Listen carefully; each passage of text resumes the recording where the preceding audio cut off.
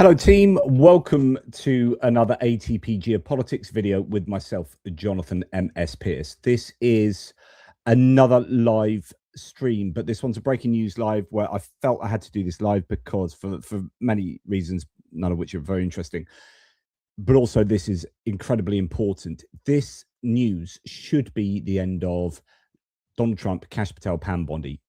Any other administration, these people would be at that. You would no longer have the president of the United States being Donald Trump.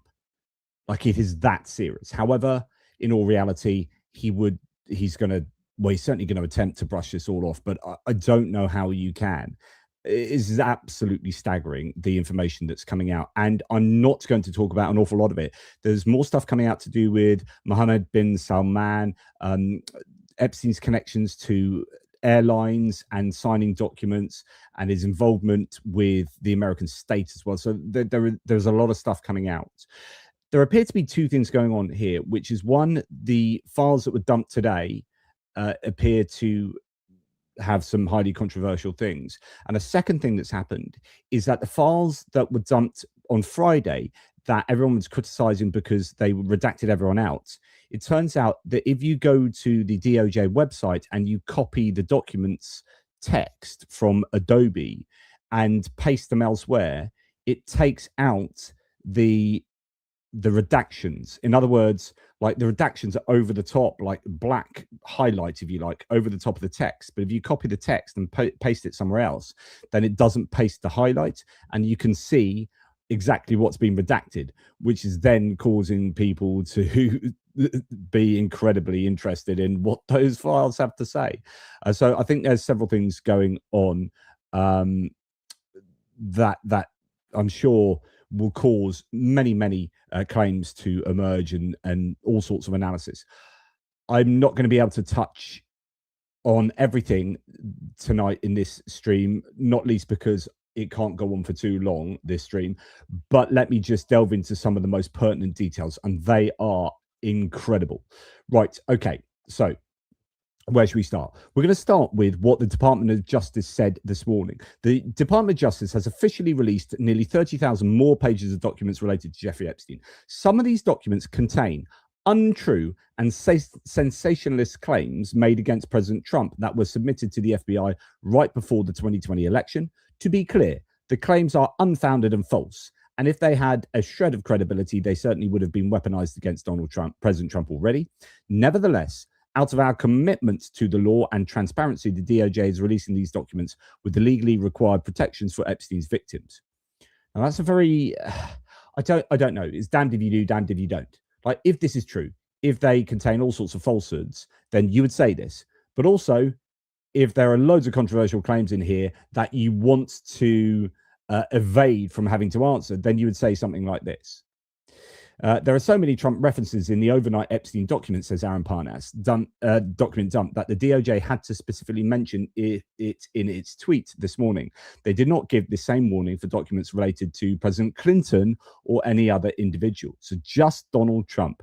Donald Trump gets that kind of get out of jail free card. Now, the first, we're going to go down a whole thread of documents, essentially, but one that is getting the most traction at the moment is a letter that's handwritten by Jeffrey Epstein to another pedophile, incarcerated, I believe, talking about Donald Trump. And I believe this was just before he ended up supposedly committing suicide. And bear in mind that when you send a letter from prison, prisons get to read those letters, right? So they're completely, you know, what he's written here would have been known to the authorities, and then he ends up dying. So lots of people are making a connection here. Oh my God, newly released Epstein files include a handwritten letter by Jeffrey Epstein stating Trump shares a, quote, love of young nubile girls. The envelope shows it was returned to sender on August the 13th, 2019. Epstein died on August the 10th, just days after he wrote it. So this was then returned after he had actually died. And here is the letter.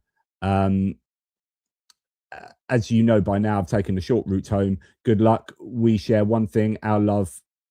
And I don't know, something for young ladies. etc., etc. So I'm going to see if I can find. I think on one of the threads we've got that transcribed. So that's one of the highly controversial ones. This one that you're seeing on the screen right now is another incredibly controversial document. We'll come to that anyway.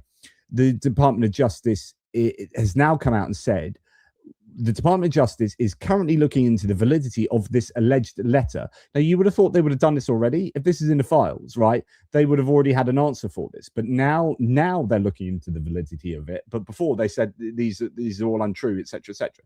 Okay. Looking into the validity of this alleged letter from Jeffrey Epstein to Larry Nassar, and we will follow up as soon as possible. In the meantime, 3 facts stand out. The postmark on the envelope is Virginia, not New York, where Jeffrey Epstein was jailed at the time. The return address listed the wrong jail where Epstein was held and did not include the inmate number, which is required for outgoing mail. The envelope was processed 3 days after Epstein's death. As someone says, we are investigating ourselves and we will be back with our findings shortly. So, okay, a lot to say about that. Now, as I said earlier, Brian Krasenstein here says Trump's DOJ is so incompetent that they don't even know how to properly redact PDFs. Merely by copying some of the redacted text and pasting it into the notepad, one can quickly unredact some of the files. I guess this is what happens when you hire your best people, right? So now we're finding out what some of those previously redacted files said. Indeed, Ed Krasenstein, another one, an investigative journalist, he was the one that went to the DOJ site, copied and pasted the Epstein files into another document, highlighted the redactions, and boom, here it is. And the word Trump appears to be all over the documents. So that's one of the first things to say there. So here we have a thread from Brian Krasenstein sort of going through a number of these documents. He says, here's the most shocking of what I have found so far. A victim, I assume since the name is redacted, claimed that a woman named Ghislaine Lisa Villeneuve told her that the party that Trump invited them to at Mar-a-Lago was, quote, for prostitutes. So this is a claim in the files that Donald Trump was hosting a party at Mar-a-Lago for prostitutes. And of course, this will have to be answered. Villeneuve took someone back inside and someone told the party that Donald Trump had invited them all to a party at Mar-a-Lago. This person told Villeneuve she wanted to go, but Villeneuve, as Villeneuve being Ghislaine, I think, told this person it wasn't that kind of party, it was for prostitutes. This person hasn't spoken to Villeneuve since 2002. Okay, so that's interesting. The sort of party that the President of the United States was holding at Mar-a-Lago was, quote, for prostitutes. Okay, second one here. Witness whose name is redacted claimed that there were recordings of men, including Trump and Clinton, and criminal activity which happened over multiple states. Wow. So here's another one that says, somebody knew about criminal activity which happened in multiple states on airplanes, etc. Somebody claimed there were films of men who were recorded. These men are prominent figures such as Epstein, President Bill Clinton, and President Donald Trump. Maxwell is also on the tapes. Okay, so now we have a claim that Trump is on tapes, that there is video evidence of Trump doing something. Okay, third one. This email shows that there were at least 10 alleged co-conspirators to Epstein, including a wealthy individual in Ohio. So who were these men? Subsequent pages of names are redacted by the DOJ. Why? We're going to come back to this idea of these co-conspirators because that is a big, big problem. Lex Wexner was apparently one of the 10 co-conspirators. His name apparently left inside. Alan Dershowitz alleged sex with a victim. An agent forwarded this email to another agent about reporters asking if they can confirm that Dershowitz had sex with a victim. So that's in there.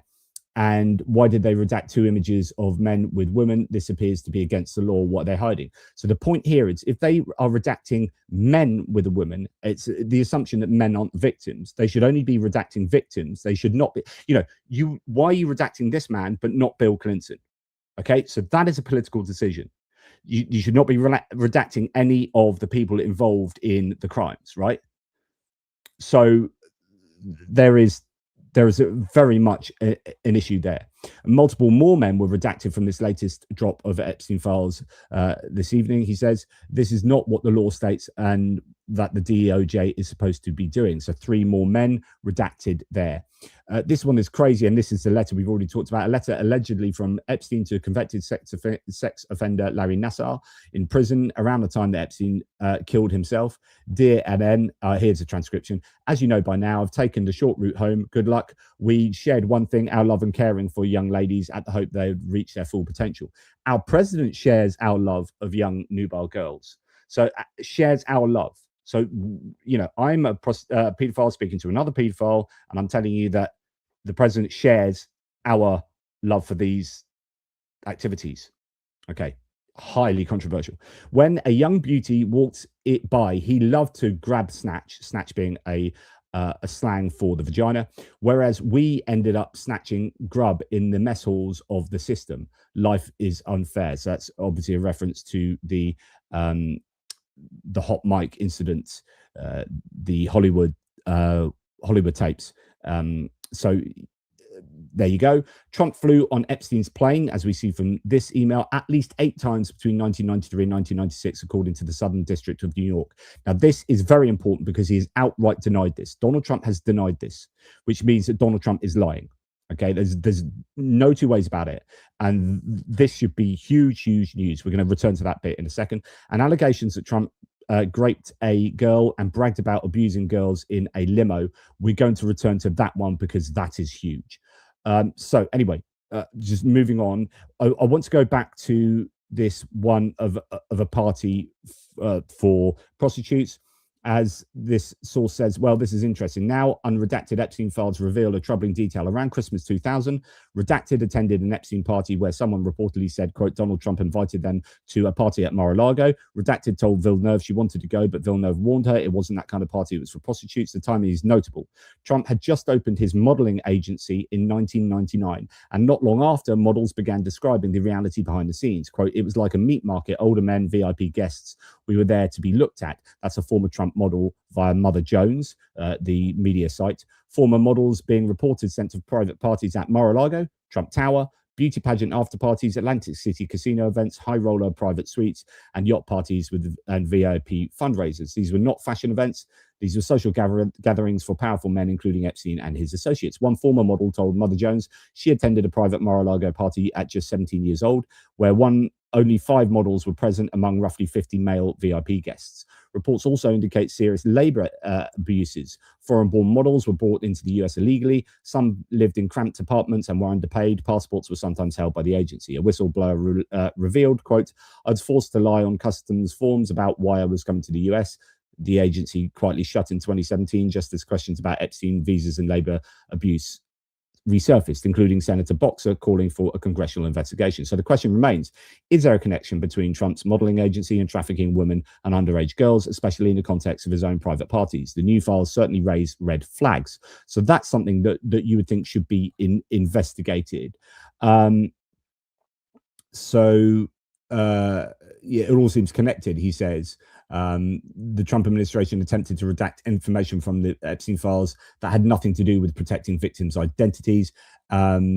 In November 27, Indike signed a foundation check made payable to the immigration lawyer in New York who was involved in one or more forced marriages arranged among Epstein's victims to secure a victim's immigration status. The check's memo line references the former Russian model's last name, a strange detail to try and hide until you remember that Jeffrey Epstein repeatedly claimed he introduced Trump to a foreign model, his future wife, then Melania Knauss.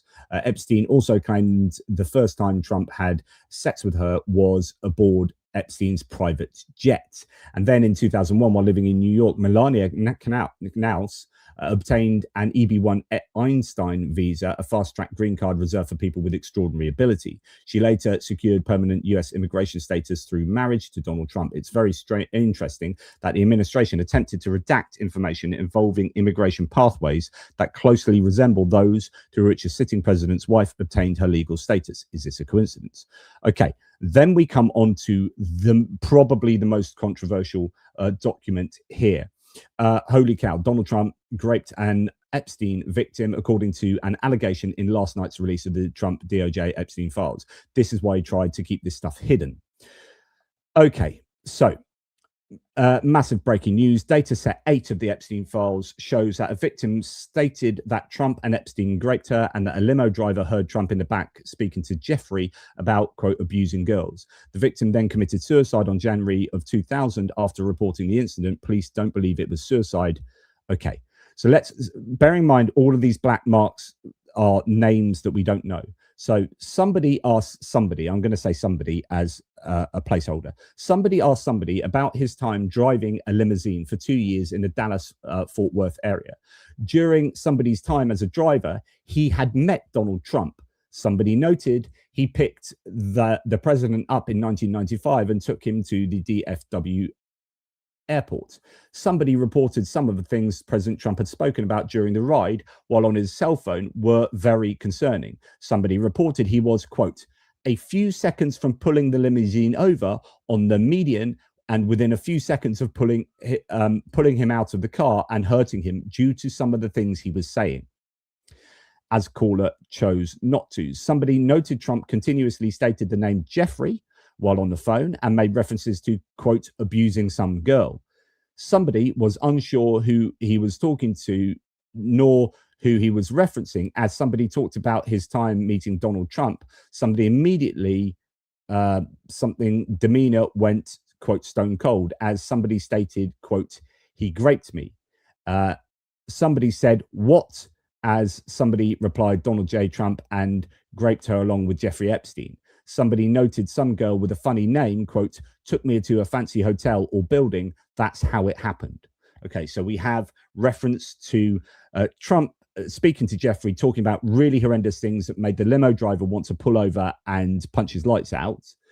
And then we have a claim that somebody was raped by Trump and Epstein. Somebody with a funny name, and it was in a fancy hotel or building. That's how it happened. Okay, to continue, somebody advised somebody to call the police regarding the incident, as somebody stated, quote, I can't, they will kill me. On Christmas Day, somebody contacted somebody, stated that she had in fact called the police about what they had talked about. Somebody told somebody else she had done good.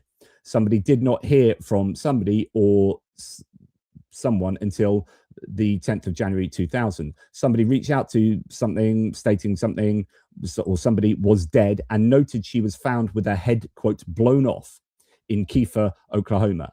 Officers on the scene and somebody stated there was no way it was suicide. So basically you have this, I think from what I can gather, you have this girl who claimed that she was raped by Trump and Epstein, being told to go to the police, going to the police, and then having her head blown off. The coroner, I think that's supposed to say, the coroner stated it was suicide. So policemen at the scene saying there's no way that's suicide. She had her head blown off by a shotgun. And then the coroner saying, it was suicide. Somebody later stated somebody committed suicide because somebody had gotten cocaine from a Mexican drug cartel. Somebody feels a murder is a cover for Ghislaine. That is an absolutely stunning document. Now, of course, we don't know that this is true. We don't know who these people are. We don't know the investigation that's been done into this document. But that is crazy. We've got, so here's a full document of the FBI tip. This was released in data at 8 last night. It's also easy to confirm that there was a suicide that took place in Oklahoma on that date, says Brian Krasenstein. So anyway, there's going to be a lot of people talking about this. A Dallas limo driver said he wanted to pull over and beat the crap out of Donald Trump because of the sick things he was saying on the phone. And a girl in Dallas said Epstein and Trump raped her in a hotel. She was later found with her head blown off. That's a big piece of news, right? But there's more.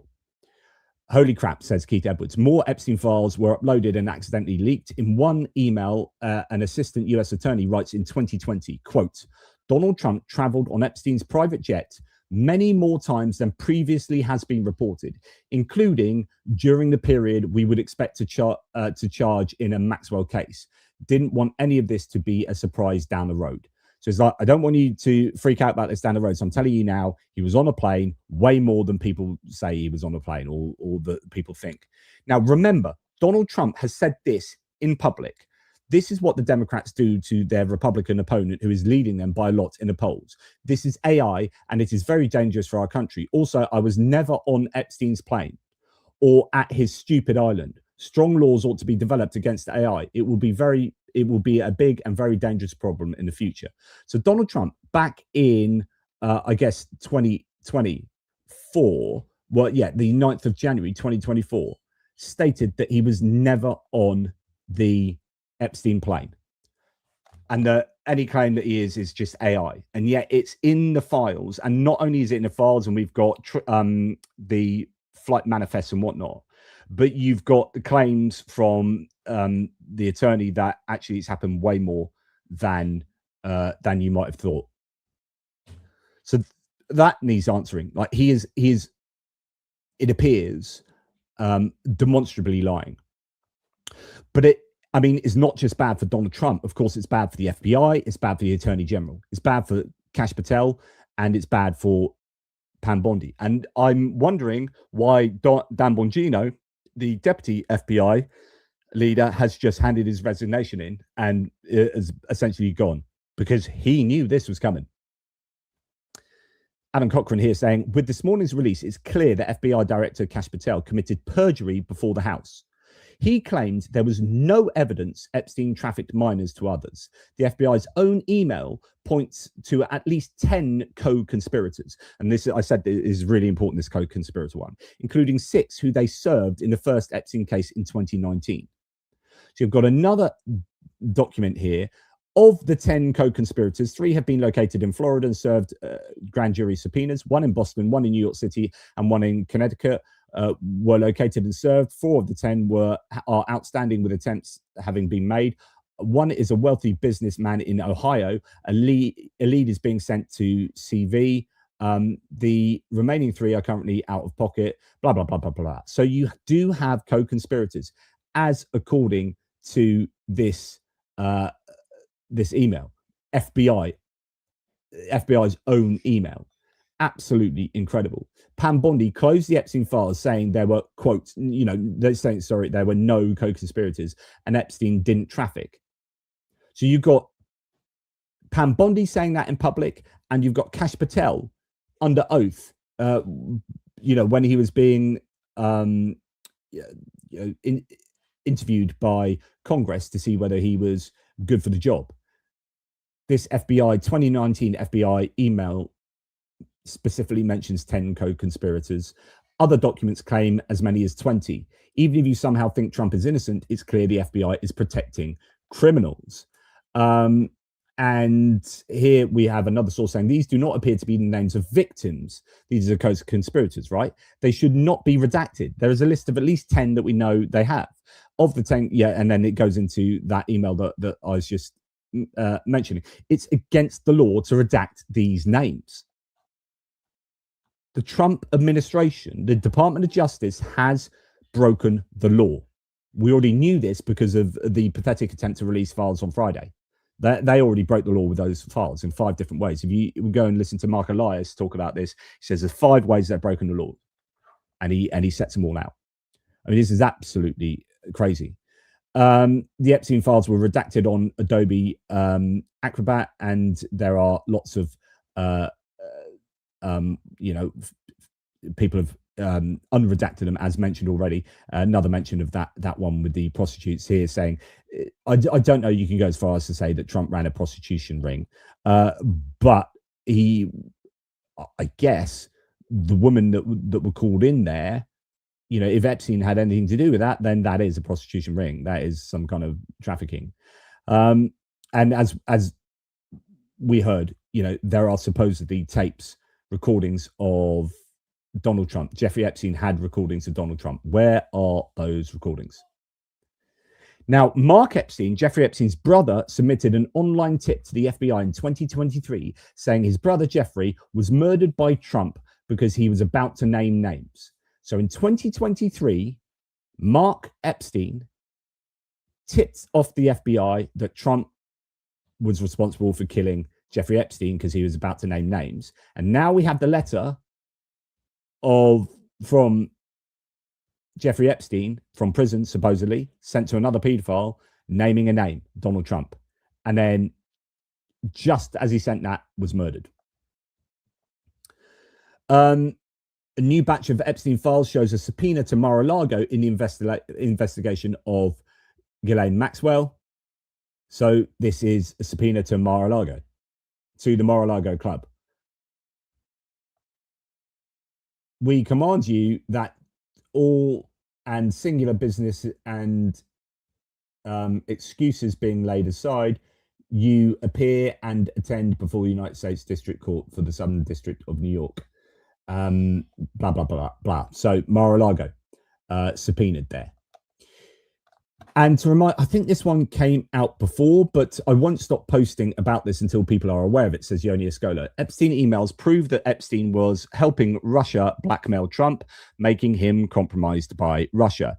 Chokin was great. He understood Trump after our conversations. It's not complex. He must be seen to get something. It's that simple, says Jeffrey Epstein to Torbjorn Jagland. And I reported this previously. I think you might suggest to Putin that Lavrov can get insight on talking to me. Vitaly Churkin used to, but he died. So in other words, insight into Trump. I can help you deal with Donald Trump. Now, going back to Kash Patel, I mean, this is Kash Patel here. In fact, I'm going to give you the sound here. So I'm going to remove that and then re-add it with sound. That's why the screen has gone like that. Okay, let's listen to Kash Patel. No, there is no credible information. None. If there were, I would bring the case yesterday that he trafficked to other individuals. And the information we have, again, is limited. So we have limited. So the answer is no one? For the information that we have. In the files? In the case file. That's demonstrably false because actually FBI emails state that there are 10 co-conspirators involved in trafficking. Kash Patel needs to be impeached immediately for blatantly lying to Congress about the Epstein files. Here he claims there's no evidence of anyone being trafficked to other individuals. Quote, there's no credible information that he trafficked to other individuals. Below you can clearly see in the DOJ files that this doesn't appear to be the case. And there are, as you can see here, in an email that involved the Crimes Against Children, Human Trafficking Act, they clearly say there are 10 co-conspirators, but it doesn't end there. Not only do they know who these co-conspirators are, but they also apparently have photos of them. Why haven't we seen them yet? And as you know, in the video I released last night, the Trump DOJ attempted to redact 2022.03.17/-1 Exhibit 1, which clearly shows that there were others involved. Part of the redactions said there were participant witnesses whom not only partook in the crimes, but also helped cover up the crimes. And then he's got a video where he explains these. In fact, let's listen to this actually from Brian Crescenstein. I was just able to recover some of the redactions to Trump's Epstein files, and you won't believe what I just found. The Trump DOJ screwed up some of the redactions so bad that you can recover them. And I did so simply by copying and pasting the text. When I did, this is what was there. This is 100% proof that Trump tried to cover up the existence of other participants in Epstein's crimes. It says right here that they paid large sums of money to participant witnesses in order to keep them quiet, as well as their attorney's fees. This means that Trump tried to hide the fact that there's other participants and other attorneys who know about it, as well as those who helped Epstein release damaging stories and destroy evidence. This is the biggest cover-up in American history. I was just... It could well be. It could literally, this could be the biggest cover-up in American history. And he continues, the most damning evidence of this is right here. It outlines the existence of the Epstein enterprise, which was the enterprise made up of multiple individuals who trafficked children and female victims to the Virgin Islands. Kash Patel has some explaining to do. It just goes on and on. Now, aside from these latest revelations, Trump's approval has fallen to a new low. And not only from this poll, this is a Gallup poll, approve 36, disapprove 60. That's a negative 24. But actually, he in a load of other polls, he is absolutely tanking right now. This is surely only going to make matters worse. Now, let's not forget the victims in this at all. About Trump, right? Just to be clear, in terms of pointing the fingers or having, yes, exactly. And you said that before, that you have never heard anything to implicate him. Exactly. It wasn't until I started meeting some of the other women from different countries and different states where I really started to hear their stories. And of course, as a survivor sister and going through what I went through, I do believe these girls. But at the end of the day, I am no longer supporting this administration. I redact any support I've ever given to him, Pam Bondi, Kash Patel. I am so disgusted with this administration. I think that Pam Bondi and Kash Patel both need to resign. And I would love to see number 47 get impeached over this. And so I presume she was a former supporter of the Trump and Trump administration as a survivor. And she's saying, I now retract that support. I'm just waiting. Should Pam Bondi be held in contempt, you think, for the release of She these needs files? to be held more than in contempt. Absolutely. Okay, Haley, stand by. Talking about Trump. Okay, so yeah, pretty incredible, and there is so much more to come. As I say, there are, you know, you just go onto the socials and it's all, everything's about Trump at the moment and these documents.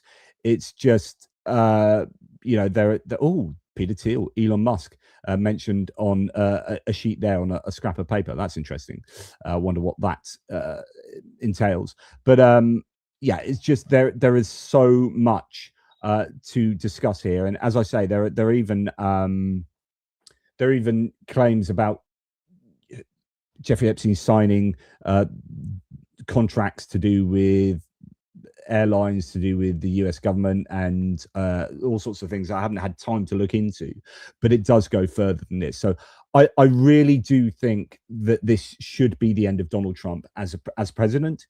In any other era, it would have been, but we live in this Teflon era, or where people can just shrug off the most I mean, like in normal times, like pedophilia, like you know, raping minors, that's the end of anyone's career. But he's already been done in a court in New York, you know, for sexual assault of E. Jean Carroll, and gets voted in as president. So you know, apparently rape isn't a serious enough offense to invalidate someone from running for office. Rape of minors, I mean, if he shrugs this off, then do you know what? There is no morality in politics anymore. Like, you can be the worst of the worst, and you're still it's a cult of personality. So he can shoot someone on Fifth Avenue and he still get voted in, as he said. Yeah, 100%. So I mean, this is incredible. There should be impeachments. Pam Bondi, Kash Patel, Dan Bongino, a whole lot of them should be you know, tied up and thrown away, locked up, as far as I'm concerned. And I would argue that I can't see that the entire administration isn't aware of this. And if they are aware of this, the entire administration is complicit. If any of these, or all of these, or some of these claims hold up, my opinion is the entire administration is complicit, and they should all be. You should just have an early election, just call an election, snap election. I don't know if you can do that with the Constitution, but something needs to happen. Is absolutely unacceptable. And I don't care who's caught up in this, whether it's Bill Clinton as well, and Noam Chomsky and whoever else. They all, you know, justice needs to be served. Proper investigations need to take place. But the issue here, it appears, is that I think this involves, I mean, it could well involve foreign intelligence agencies like Mossad from Israel, and it could involve the CIA. It could involve foreign diplomats. It could involve, I mean, the idea, we've heard claims before that this goes up to heads of state, right, level. We just don't know who, but donors to the Republican Party, you know, Republicans and Democrats alike. I don't know if it's donors to the Democrats as well, but we certainly know donors to the Republican Party involved. In fact, one of the donors to the Republican Party who was in the Epstein files is a guy that's been funding the attack ads against Thomas Massie while he was trying to get signatures for the discharge petition. So that was one of the donors to the Republican Party. There are so many people that are implicated or potentially implicated here. Something really needs to happen. And I don't know. My partner actually earlier was telling me that Andrew did Andrew send Prince Andrew, or whatever he's called now, Andrew Windsor, blah blah. He sent an email to do with this, and so have you? The question was something like, "Have you arranged something like I'm getting this wrong, but like the naughty girls for me," or something like that? So like somebody here saying, I heard something about Andrew being on suicide watch. I mean, like, he's not going to come out smelling roses here. But then an interesting thing is this. So Darren Beasley is correct here. I should have mentioned this. Bill Clinton apparently asked them to look at the files, which is an odd thing to do. So if you are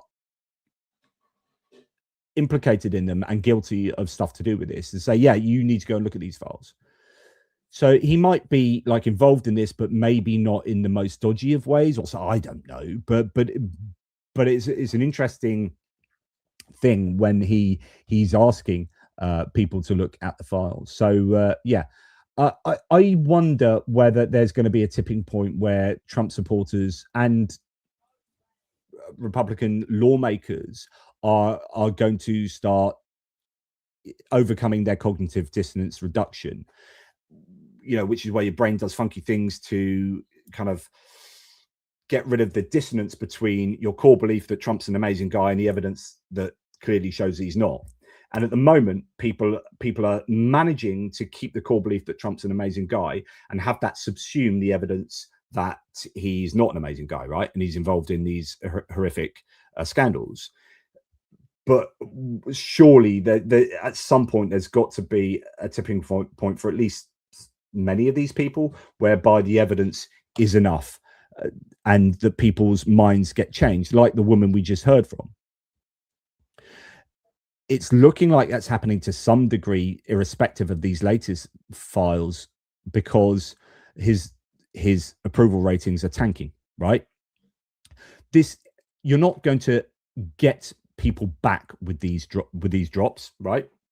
I think Trump necessarily will lose more support, and he's losing more support from a point of very low approval. So that he will only go down from here. The question is, you know, can he bring it back to shrug off criticism? And what does this look like in the midterm elections? None of this looks good for the Republicans. And if I was a Republican operative, I'd be wondering how to go. So it depends who you are, but if you're in the RNC, you know, you're the Republican Party, how you deal with this. At some point, do you cast Donald Trump off? How does that work as him being the president? If you're a senator or a representative, I think you can start saying, like Thomas Massey no doubt will, I'm nothing to do with Donald Trump. Vote for me in these midterm elections because I think this is disgusting, but I stand up for my conservative values, or as a Republican, or MAGA still works but without Trump, that kind of thing. I think you're going to start seeing people campaign for the midterm elections without Trump. I don't want Trump in my district. I'm campaigning without him, and I think you're probably going to start seeing a lot of that. But this is pretty incredible stuff, and it's going to be very interesting to see how Fox News deal with this, Newsmax, OAN, it's whether they toe the party line. It's going to be interesting to see how all the other mainstream media outlets, particularly like CBS, watch out for CBS, because Barry Weiss is already in hot water with pulling the CCOT segment from the 60 Minutes show to align herself with Donald Trump. How do entities like CBS deal with this kind of news? So I'd be very interested to see what your experience of observing American mainstream media is. Obviously, I only get to see things either through the socials. I can see CNN actually, and I might do a bit of CNN watching tonight.